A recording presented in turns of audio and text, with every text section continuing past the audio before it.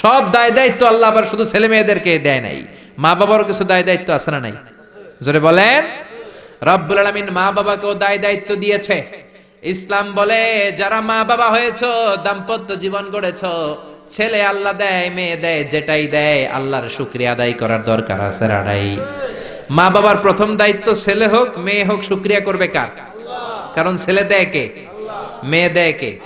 ছেলে মেয়ে দুইটাই দেয় কে? আবার কাউকে আল্লাহ নিঃসন্তান বানিয়ে রাখে, মানে ছেলেও দেয় না মেয়েও দেয় না, তিনি কে? জোরে বলেন।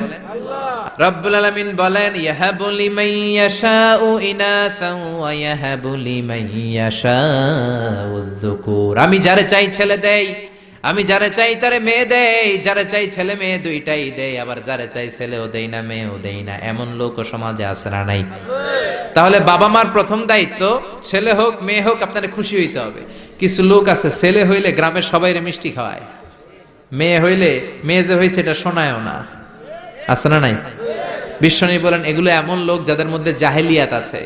কারণ খয়রুকুম মান বুকিরা বিল উনসা, যেই ঘরের প্রথম সন্তানটা মেয়ে ওই ঘরটারে বরকত দিয়ে ভরে দেয় কে? জোরে বলেন। এক নাম্বার দায়িত্ব আপনি খুশি হবেন, শুকরিয়া করবেন। দুই নাম্বার দায়িত্ব ছেলে হোক কিংবা মেয়ে হোক, হওয়ার সাথে সাথে এই কানের সামনে যে আজান দিবেন, কি দিবেন? আল্লাহু আকবার, আল্লাহু আকবার, আল্লাহু আকবার, আল্লাহু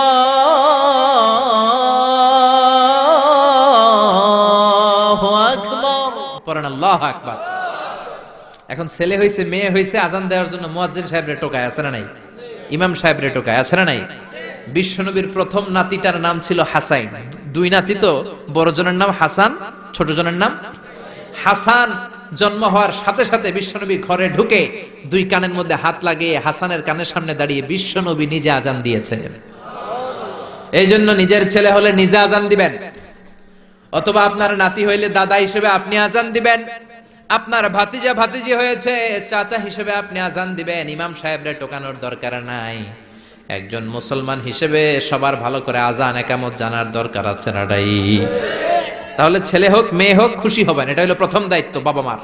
যত মায়েরা, আমার মাইকের আওয়াজ যদি আপনাদের কানে যায় মায়েরা শোনেন, আর বাবা যারা এসেছেন মনোযোগ দিয়ে শোনেন। এক নম্বরে বাবা মার দায়িত্ব প্যারেন্টিং, এটারে বলে parenting, how to rare up your children, কেমন করে ছেলে মেয়েদেরকে বড় করবেন এই ব্যাপারে ইসলামে দিক নির্দেশনা আছে না নাই? এক নম্বরে ছেলে হোক মেয়ে হোক শুকরিয়া কার? দুই নম্বরে ছেলে হওয়ার সাথে সাথে মেয়ে হওয়ার সাথে সাথে আজানের দরকার আছে না নাই? তিন নম্বরে সপ্তম দিনে ছেলে হোক মেয়ে হোক আকিকা দিবেন। ছেলে হলে দুইটা ছাগল, মেয়ে হলে একটা ছাগল, সপ্তম দিনে দিবেন। কততম দিনে? অনেকে কুরবানির সাথে দেয়, কুরবানির সাথে নয়, সপ্তম দিনে দিবেন। এখন দিতে পারেন নাই, পরে কুরবানির সাথে বন্ধুর সময় দেন, ওটা আলাদা কথা, কিন্তু দেন নিয়ম হচ্ছে সুন্নাহ হচ্ছে সপ্তম দিন। কততম দিন? বিশ্বনবী বললেন কুল্লু গুলামিন রাহিনাতুন বিআকিকাহ তুযবাহু আনহু ইয়াওমা সাবিহি, প্রত্যেক বাচ্চাকে আকিকা দিতে হয় তার সপ্তম দিনে। তারপরে ইউসাম্মা ফিহি, সপ্তম দিনে তার একটা নাম রাখতে হয়। তারপরে ইহলাকু রাসুহু, তার মাথা কামিয়ে ফেলতে হয়। ছোট ছোট চুল থাকে না, নিউ বর্ন বেবি, নতুন বাচ্চার মাথায় হালকা হালকা পাতলা চুল থাকে, এগুলোকে আপনি হলক করে দিবেন, শেভ করে দিবেন। তাহলে সপ্তম দিনে তিন কাজ। এক নম্বরে আকিকা, এক নম্বরে কি? সবাই বলেন। এক নম্বরে দুই নম্বরের নাম রাখা, দুই নম্বরে কি? কি নাম রাখবেন? Brush fire. এক ভাতিজার বাড়িতে নাকি চাচা আসছে বেড়াইতে, তো ভাতিজা আপ্যায়ন করাইতেছে। চাচা কয় কতদিন পরে তোমার সাথে দেখা, তোমার ছেলে হইছে একটা মেয়ে হইছে একটা, আমি তো চিনি না, ডাক দাও না। ডাক দিছে ব্রাশ ফায়ার। চাচা মনে করছে আসল ব্রাশ ফায়ার, এটা মনে করে চাচা দিছে দৌড়। ভাতিজাও চাচারে ধরার জন্য দৌড়, চাচাও দৌড়ায় ভাতিজাও দৌড়ায়। চাচা কয় ভাতিজা বয়স আমার 70-80, তুই আমার ব্রাশ ফায়ার করিস না। ভাতিজা বলে চাচা এটা ওই ব্রাশ ফায়ার না, আমার ছেলের নাম ব্রাশ, মেয়ের নাম ফায়ার। তো এই ব্রাশ ফায়ার এই জাতীয় নাম রাখবেন। আহাব্বুল আসমা ইলাল্লাহ আব্দুল্লাহ আব্দুর রহমান, আল্লাহর কাছে সবচেয়ে প্রিয় নাম আব্দুল্লাহ, আব্দুর রহমান এগুলো রাখবেন, নবীদের নামগুলো রাখবেন, কোরআন থেকে চুজ করে নাম রাখবেন, সাহাবাদের নাম রাখবেন। তাহলে ছেলেগুলোরা আল্লাহ আল্লাহ বানাই দিবে কে? আর ব্রাশ ফায়ার রাখলে ব্রাশ ফায়ারের মতোই হবে, ঠিক কিনা? বিভিন্ন সমাবেশে এরা বোমা মারবে, ককটেল বোমা মারবে, হত্যা করবে, ডাকাতি করবে, ছিনতাই করবে, মেয়েদের ওন্না ধরে টানাটানি করবে, জোরে কোন ঠিক কিনা? এজন্য সপ্তম দিনে 3 কাজ। 1 নম্বরে আকিকা করা, কি করা? 2 নম্বরে নাম রাখা, কি রাখা? 3 নম্বরে মাথার চুল ফেলে দেয়া, কি করা? তারপরে ইসলাম বলে 2 বছর ছেলে হোক মেয়ে হোক দুধ খাওয়ানোর ব্যবস্থা করবা। কোরআনের মধ্যে এই আদেশ আছে না নাই? ওয়াল ওয়ালিদাতু ইউরদি'না আওলাদাহুন্না হাওলাইনি কামিলাইনি লিমান আরাদা আন ইউতিম্মার রাদাআহ। ছেলে হোক মেয়ে হোক 2 বছর দুধ খাওয়াবা। অনেক মা আছে দুধ খাওয়ায় না, ফিডার খাওয়ায়, বডি ফিটনেস নষ্ট হয়ে যাবে, এরকম মা আছে না নাই? দুধ খাওয়াতে চায় না, ফিডার খাওয়ায়, ল্যাকটোজেন খাওয়ায়, সিরিয়ালাক খাওয়ায়, ডানু খাওয়ায়। ডানু কি খাওয়ায়? তো এই জন্যই তো পোলায় তোমার বৃদ্ধাশ্রমে দিয়ে আসে। ওই যে দুধ খাওয়ায় না, যে তুমি ছোটবেলায় কষ্ট তো সহ্য করেন না, আপনার বৃদ্ধাশ্রমে দিবে না তো কোথায় দিবে? মায়ের যে শাল দুধটা, বাচ্চা জন্ম নেওয়ার পরে যে শাল দুধটা আসে, এটার মধ্যে যে কত ধরনের পুষ্টিগুণ আছে, ফুল অফ নিউট্রিশন, খুব উন্নত মানের রিচ নিউট্রিশন দিয়ে আল্লাহ এটাকে তৈরি করেছে। আপনার বিভিন্ন ধরনের রোগের প্রতিষেধক ভ্যাকসিন আল্লাহ এটার ভিতরে ঢুকিয়ে দিয়েছে। এটা যে খায় না, তার মেধা শক্তি খুব দুর্বল, তার কোনো মেধাই নাই, মনে রাখতে পারে না কিছু, সব ভুলে যায়। আমি আমার মায়ের দুধ খাইছি মাত্র 2.5 মাস, এজন্য আমি কিচ্ছু মনে রাখতে পারি না, সব ভুলে যাই। বাস্তব কথা। আপনি মায়ের দুধ যদি কেউ 2 বছর খায়, টানা 2 বছর খেতে পারলে তার মেধা হবে প্রচন্ড মেধা। এই ছেলে ইনফেরিয়রিটি কমপ্লেক্সে ভুগবে না, ইনসেফটিতে ভুগবে না। অনেক মায়েরা অসুস্থ হয়ে যায়, এজন্য খাওয়াতে পারে না, সেটা ভিন্ন ব্যাপার। আমিও খেতে পারিনি অসুস্থ হওয়ার কারণে, কিন্তু ছেলে অসুস্থ, মেয়ে অসুস্থ, মা অসুস্থ, 2 বছর আপনি দুধ খাওয়াবেন, ঠিক কিনা? যদি দুধ না খাওয়ান তাহলে ছেলে মেয়ের হক নষ্ট করলেন। অনেক মা খাওয়াতে চায় না, আছে না নাই? জোরে বলেন আছে না নাই? কিন্তু অসুস্থতার কারণে যদি কেউ না খাওয়ায় সেটা ভিন্ন ব্যাপার। এজন্য প্রথম দায়িত্ব হলো শুকরিয়া করবেন আল্লাহর, ছেলে হোক মেয়ে হোক। এরপরে জন্ম নিলে আজান দিবেন, জন্মের 7ম দিনে আকিকা দিবেন, সুন্দর একটা নাম রাখবেন, মাথার চুল ফেলে দিবেন, তারপর 2 বছর দুধ খাওয়াবেন। এরপর ছেলে যখন আব্বু আব্বু বলে, আম্মু আম্মু বলে, হাঁটতে শিখে একটু বড় হয়েছে, সবার আগে ছেলেরে শিখাবেন কোরআন। কি শিখাবেন? কি শিখাবেন? সবার আগে কোরআন, পরে অন্য জ্ঞান। Teach your children the Holi Quran. The Holi Quran will teach your children everything. আপনি আপনার ছেলেরে কোরআন শিখান, কোরআন আপনার ছেলেরে গোটা বিশ্বটা শিখাই দিবে। সুবহানাল্লাহ কইতে মন চায় না?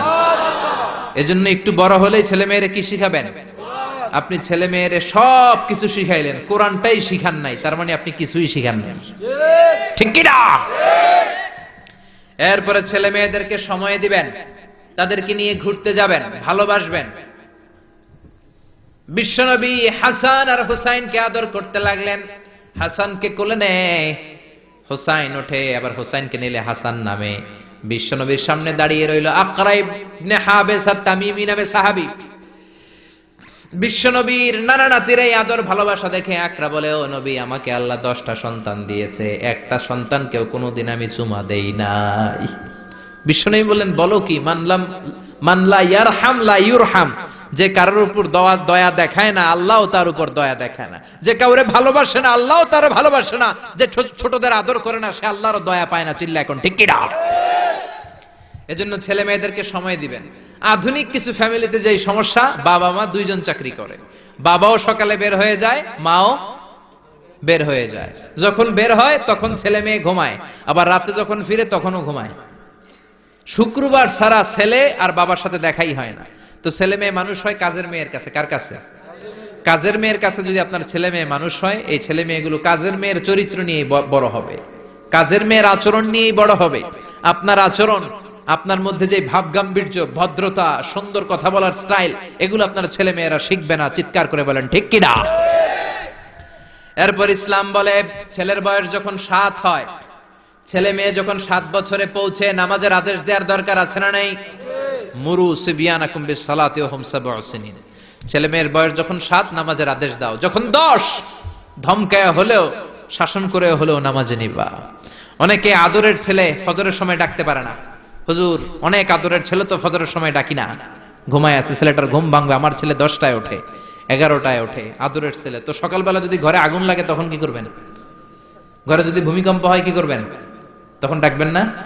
তো দুনিয়ার আগুন থেকে বাঁচানোর জন্য যদি ছেলেরা ডাকেন, জাহান্নামের আগুন থেকে বাঁচানোর জন্য আপনার কলিজার টুকরাটারে নামাজের জন্য ডাকার দরকার আছে না নাই? এরপরে বিশ্বনবী বললেন, ইযা বালাগাল আওলাদু 10 সিনিন ফাররিকু বাইনাহুম ফিল মাদাজি'। জরুরি মাসালা জেনে নেন, কান দুইটা খরগোশের মতো খাড়া করেন। বিশ্বনবী বললেন, ছেলে কিংবা মেয়ে বয়স যখন 10 হয় বিছানা আলাদা করে দাও। ছেলে মেয়ের বয়স 10 হয়ে গেলে বাবা মেয়ের সাথে এক খাটে ঘুমাতে পারবে না। ছেলে মেয়েদের বয়স যখন 10 হয়ে যায়, মেয়ে বাবার সাথে ঘুমাতে পারবে না, ছেলের সাথে মা ঘুমাবে না, ভাই আর বোন এক বিছানায় শোবে না, ঠিক কি না? দুই ভাই এদের বিছানাও যদি আলাদা করে দেয়া যায় সেটাও ভালো। এগুলো আমরা অনেক ফ্যামিলিতে মেনটেন করি না, এজন্য ঝামেলা আছে না নাই? আবার বিশ্বনবী বললেন, আল্লিমু আওলাদাকুমাস সিবাহা ওয়ার রিমায়া ওয়ার রুকুবাল খাইল। ছেলে মেয়েদেরকে সাঁতার শিখাও, তীর মারা শিখাও, ঘোড়ায় চলা শিখাও। সাঁতার শিখাতে বলেছে বিশ্বনবী, সুবহানাল্লাহ। ছেলেরে হাঁটা শিখায় বাবা, আব্বু হাঁটো হাঁটো হাঁটো, তুমি হাঁটো, তুমি আমার আব্বু হাঁটো। তো জমিনে হাঁটা শিখাইলেন, পোলা যদি পানিতে পড়ে তখন হাঁটাহাঁটি যাবে কই? পানিতে হাঁটা যায়? পানিতে কি করতে হয়? সাঁতার। তো এটা শিখাইতে হবে না? বিশ্বনবী বললেন, আল্লিমু আওলাদাকুমাস সিবাহা, ছেলে মেয়েদেরকে সাঁতার শিখাও। 2 নম্বরে বললেন, আর রিমায়া। রিমায়া মানে তীরন্দাজ বাহিনী বানাও, তীর মারো। ইমাম মাহদি আসলে জিহাদের ময়দানে শরীক হওয়ার দরকার আছে না নাই? তো এখন তো তীর মারামারি নেই, কি শিখাবেন? আত্মরক্ষার কৌশল শিখাবেন, কেমন করে প্রতিকূল পরিবেশে বেঁচে থাকতে হয়, সমাজের এই সংগ্রামে কেমন করে টিকে থাকতে হয়। ছেলে মেয়েরে কখনো ননির পুতুল করে গড়ে তুলবেন না, কষ্ট সহিষ্ণু করে গড়ে তুলবেন। আপনি বেঁচে থাকতেই একটু কষ্ট করে করে শিখান, তাহলে তার ক্যারিয়ারটারে ব্রাইট করে দিবে কে? 3 নম্বরে বললেন, রুকুবাল খাইল, কেমন করে ঘোড়ায় চড়তে হয় শিখাও। এখন তো ঘোড়া নাই, কেমন করে গাড়িতে চড়তে হয় শিখাইবেন, ঠিক কি না? কেমন করে সাইকেল চালাতে হয় শিখাবেন, হুন্ডা চালাতে হয় শিখাবেন। ছেলে মেয়েদের যা শিখানো দরকার শিখাই দিবেন, তাহলে ফ্যামিলিতে বরকত দিবে কে? এরপরে বিশ্বনবী বললেন, আর নিকাহ, ছেলে কিংবা মেয়ে প্রাপ্ত বয়স্ক হলে বাবা মার দায়িত্ব বিয়ে দেয়া। কি দেয়া? কিন্তু মেয়ের বয়স হয়ে গেছে 25, ছেলের বয়স 30, বিয়ে হয় না, আছে না নাই? ছেলেরা যদি জিজ্ঞেস করি বিয়ে করস না কেন, কয় হুজুর নিজের পায়ে দাঁড়ায় লই। তাহলে এতদিন কার পায়ে দাঁড়াইছো? আপনার ছেলে আপনার মেয়ে প্রাপ্তবয়স্ক হওয়ার পরে যৌবনের সময়ে যদি কোনো পাপ করে, অন্যায় করে, সময় মতো বিয়ে না দেওয়ার কারণে, তাদের পাপের কারণে ওই পাপের পার্সেন্টেজ গুণা আপনার আমল নামাতেও আছে না নাই? জোরে বলেন, জোরে বলেন। ছেলে মেয়েগুলো এখন চরিত্রহীন আর চরিত্রহীনা হয়ে যাচ্ছে এই পর্নোগ্রাফির ছোবলে, ইউটিউব আর ইন্টারনেটের ছোবলে। ওপেন অ্যাক্সেস একটা শব্দ লিখে ক্লিক করতে দেরি, নেকেড ফিল্মগুলো আসতে দেরি হয় না, চিল্লা এখন ঠিক কি না? এজন্য সময় মতো বিয়ে দিয়ে দেন।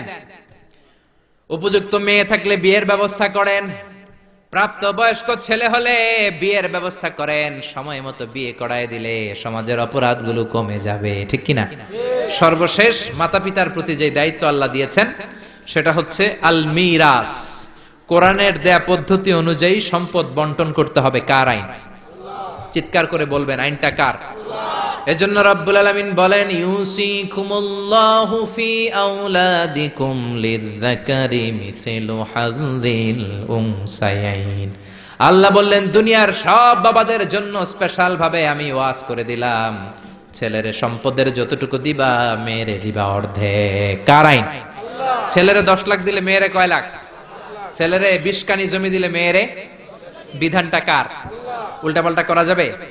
তাহলে ছেলে মেয়েদের জন্য যেমনি আল্লাহ ফরজ করে দিলেন, ওয়াবিল ওয়ালিদাইনি ইহসানা, আল্লাহর ইবাদতের পরে মাতা পিতার খেদমত করবা, ইহসান করবা, মাতা পিতাদের উপরেও এই নিয়মগুলো আবশ্যক করে দিয়েছে কে? চিল্লায় বলেন। এজন্য ছেলে মেয়েরা পালন করবে তাদের দায়িত্ব, মাতা পিতারা দায়িত্ব পালন করবে তাদের দায়িত্ব। তাহলে সমাজটাকে জান্নাতের সমাজ বানায় দিবে কে? চিল্লায় বলেন কে? আল্লাহ তাআলা আমাদের এই কোরআনের বিধানগুলো মেনে নিয়ে আমাদের সমাজটাকে জান্নাতি সমাজ বানানোর তৌফিক দান করুক। আমরা পড়ি আমিন।